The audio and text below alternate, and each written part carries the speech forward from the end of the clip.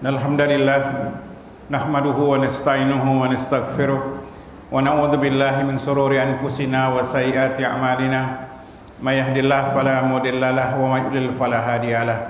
Asyhadu an la ilaha illallah wahdahu la syarika lah wa asyhadu anna Muhammadan abduhu wa rasuluhu la nabiyya ba'da. Ya ayyuhalladzina amanu taqullaha haqqa tuqatih wa la tamutunna illa wa antum muslimun, amma ba'd. Fa inna asdaqal hadisi kitabullah wa khairal haji haji Muhammadin sallallahu ala alihi wasallam wa syarrul umuri muhdatsatuha wa kullu muhdatsatin bid'ah wa kullu bid'atin dhalalah wa kullu dhalalatin finnar. Allahumma shalli wa sallim ala nabiyyina Muhammadin wa ala alihi wa ashabihi wa man ittaba'ahum bi ihsanin ila yaumiddin. Hadirin sidang Jumat, azakumullah, usikum bitaqwallah. Salah satu kebiasaan yang salah di masyarakat kita yaitu seringkali mengucapkan sumpah atas nama Allah Subhanahu wa taala.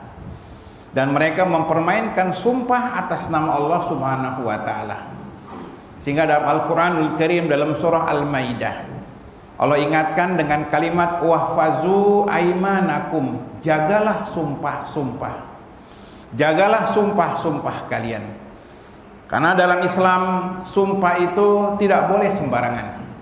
Untuk itulah Allah katakan wahfazu aimanakum, jagalah sumpah kalian. Ulama menjelaskan yang dimaksud menjaga sumpah yang pertama adalah jangan banyak sumpah. Perhatikan, jangan kita obral sumpah sekalipun sumpah itu benar. Dalam hadis Bukhari, Nabi SAW mengatakan al-halif munafiqatun lisil'ah munfiqatun lil barakah. Sumpah itu walaupun benar, kalau untuk melariskan dagangan, memang dagangannya habis, tapi dicabut keberkahannya, dicabut keberkahan dari dagang tersebut. Jadi sekalipun kita jujur dalam transaksi, benar dalam jual beli, tidak perlu pakai sumpah. Kalau melariskan dagangan dengan sumpah, kita menghina nama Allah untuk melariskan dagangan kita. Demikian dalam pergaulan sehari-hari, tidak boleh kita sedikit-sedikit sumpah demi Allah, tidak boleh. Terserah orang mau percaya sama kita atau tidak, itu bukan urusan kita. Sumpah digunakan untuk hal-hal yang penting. Sehingga dalam dunia Islam, dalam pengadilan Islam, dalam hukum Islam, ketika seorang pencuri dia dituduh mencuri di pengadilan, tidak ada saksi, tidak ada barang bukti, kemudian si pencuri mengatakan demi Allah saya tidak mencuri, otomatis tuduhannya batal demi hukum. Kenapa? Sang pencuri menggunakan nama Allah, tuntutan otomatis terangkat. Kenapa? Tidak ada bukti dan dia mengucapkan sumpah.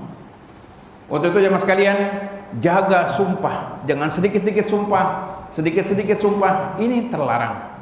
Apapun kasusnya, jangan kita obral sumpah dengan nama Allah Subhanahu wa taala. Yang kedua, yang dimaksud ayat Al-Qur'an wahfazu aimanakum, jagalah sumpah-sumpah kalian. Yang kedua adalah kalau kita bersumpah, wajib hukumnya menggunakan nama Allah atau menggunakan sifat-sifat Allah. Demi Allah, demi Ar-Rahman, demi Al-Qudus, demi Ar-Rahim, kita gunakan sumpah menggunakan nama Allah. Tidak boleh bersumpah dengan nama makhluk. Demi Rasulullah, ini jatuh syirik. Atau sebagaimana sebagian masyarakat mengatakan demi Allah, demi Rasulullah, ini salah. Dan ini jatuh syirik. Nabi mengatakan man halafa bi ghairillah faqad asyraq. Barang siapa yang bersumpah dengan selain nama Allah, maka dia jatuh dalam kesyirikan. Sekalipun bersumpah dengan makhluk-makhluk Allah yang mulia seperti Rasul, seperti Ka'bah dan seterusnya. Jadi salah kalau orang bersumpah demi Rasulullah, demi Ka'bah, demi malaikat Jibril sekalipun, hukumnya jatuh syirik. Sumpah hanya menggunakan nama Allah. Wallahi, demi Allah. Atau dengan nama yang lain, demi Ar-Rahman, demi Ar-Rahim, demi Al-Malik. Atau kata para ulama, boleh menggunakan sifat-sifat Allah. Demi Tuhan yang ada di atas langit, demi Tuhan yang telah menciptakan saya, demi Tuhan yang telah menciptakan alam semesta ini hukumnya boleh.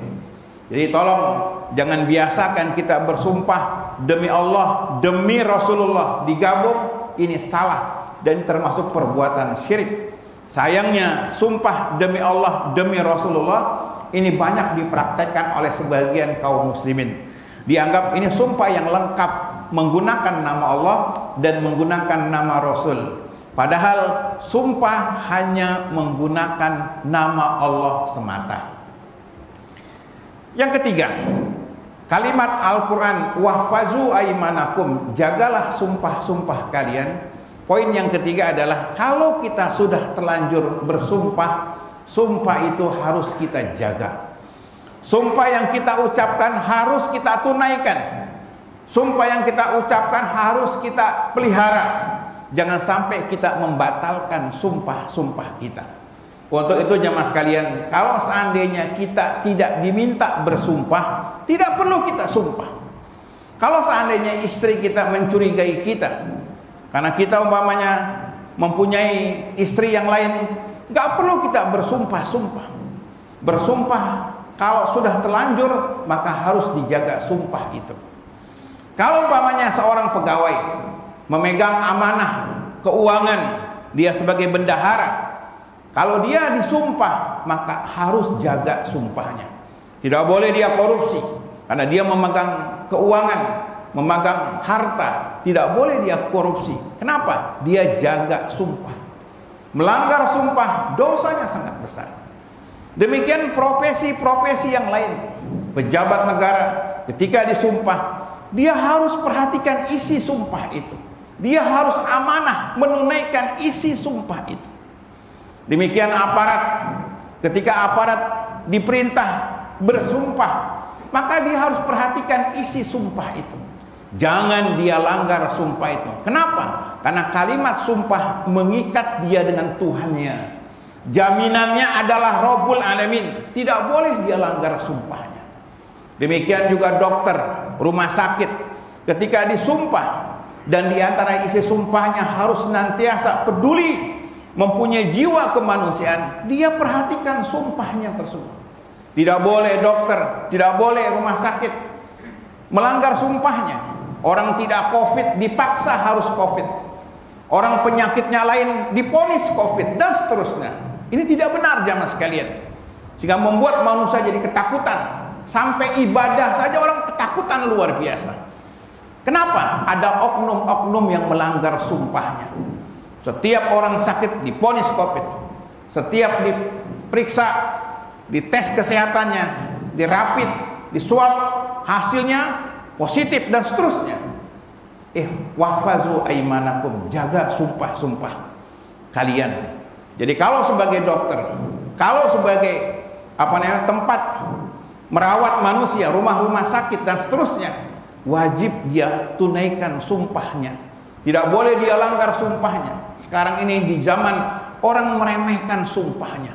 Semua mengobrol sumpahnya. Semua lupa dengan sumpahnya. Tolong jamaah sekalian, apapun profesi kita, apapun jabatan kita, kalau sudah kita terlanjur diminta bersumpah, maka wajib kita jaga sumpah-sumpah kita. Karena kita menggunakan nama Allah sebagai jaminan atas kepribadian kita, sebagai jaminan atas nama baik kita. Kita mengucapkan demi Allah, saya bersumpah dan saya berjanji akan berbuat sesuai dengan isi sumpah itu. Maka jemaah sekalian, kalau kita sudah terlanjur mengucapkan sumpah kepada siapapun, kepada perusahaan, kepada kantor, kepada seseorang, apalagi kepada bangsa dan negara, tolong jaga sumpah-sumpah kita.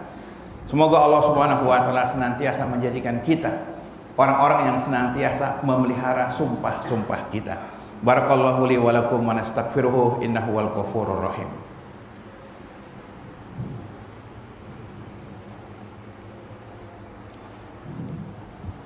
Alhamdulillahirabbil alamin wa bihi nasta'in ala umuri dunya waddin. Wassalatu wassalam ala nabiyyina Muhammadin wa ala alihi wa ashabihi wa man ittaba'ahum bi ihsanin ila yaumiddin, amma ba'd. Hadirin sidang Jumat azakumullah. Kita lanjutkan poin yang keempat. Allah berfirman, wahfazu aimanakum, jagalah sumpah-sumpah kalian. Poin yang keempat yaitu kalau kita sudah bersumpah, ternyata kita melanggar sumpah kita karena hilaf, karena dorongan syahwat dan yang lainnya, maka kita wajib membayar kafarat, membayar tebusan dari sumpah-sumpah kita. Saya ulangi, kalau seandainya kita sudah terlanjur mengucapkan sumpah di kantor, sumpah di perusahaan, sumpah menjadi aparatur negara, ternyata suatu ketika kita melanggar sumpah kita, di samping kita berdosa, kita wajib membayar kafarat, membayar tebusan dari sumpah-sumpah kita itu. Kita lihat banyak pejabat disumpah untuk setia kepada bangsa dan negara, untuk jujur, ternyata dia korupsi. Ketika dia dihukum masuk penjara, tidak cukup jamaah sekalian, karena pejabat disumpah, dia wajib membayar sumpahnya. Kalau karyawan disumpah oleh perusahaan untuk jujur, ternyata dia nakal, ternyata dia jahat, di samping dia dikeluarkan dari perusahaannya, dia wajib membayar sumpahnya. Dalam surah Al-Maidah disebutkan bagaimana kita membayar kafarat sumpah-sumpah kita. Yang pertama adalah memerdekakan budak. Satu orang budak. Kalau seandainya ada budak pada zaman perbudakan, budak yang kita miliki wajib kita merdekakan.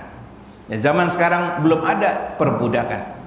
Maka alternatif kedua, kalau seandainya kita melanggar sumpah kita, yaitu kita memberikan pakaian yang layak, pakaian yang seperti kita pakai, mahalnya atau murahnya seperti yang kita pakai.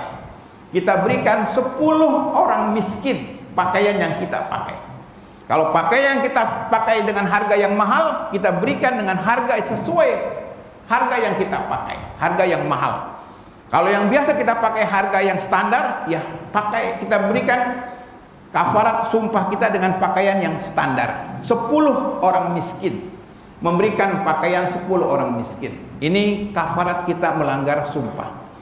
Kalau seandainya kita nggak mampu memberikan 10 pakaian orang miskin, maka alternatif ketiga adalah memberikan makan. Sekali makan kepada 10 orang miskin. 10 orang miskin kita kasih makan. 1 kali makan. Bukan 1 hari, tapi sekali makan. Panggil orang miskin, kita berikan makan sesuai yang kita makan, 10 orang, maka ini membayar kafarat sumpah kita.